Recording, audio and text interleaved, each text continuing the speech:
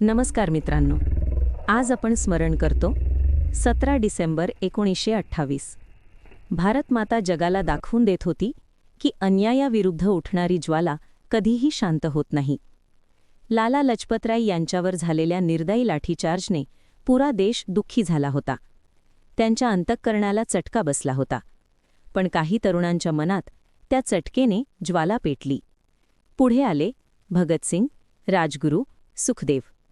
ही लढाई बदला घेण्याची नव्हती. ही लढाई होती स्वाभिमानाची.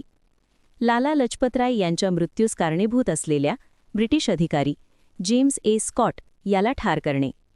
पण चुकून J.P. सॉन्डर्स म्हणजे British assistant superintendent of police हा अधिकारी लक्ष्य बनला. काय घडलं होतं त्या दिवशी? शिवराम राजगुरू यांनी अगदी जवळून सॉन्डर्सवर गोळी झाडली. गोळी डोक्याच्या मागील बाजूस लागली. सॉन्डर्स जागेवरच कोसळला. सॉन्डर्स जिवंत राहू नये म्हणून भगतसिंग पुढे गेले.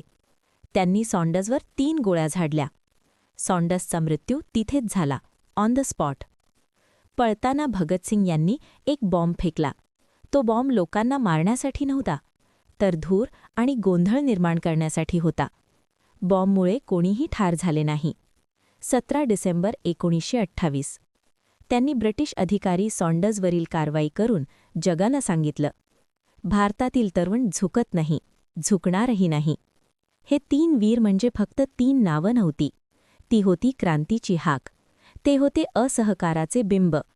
ते होते स्वातंत्र्याचे दीपस्तंभ. त्यांच्या प्रत्येक गोळीने एका संपूर्ण पिढीचं मन जागं केलं.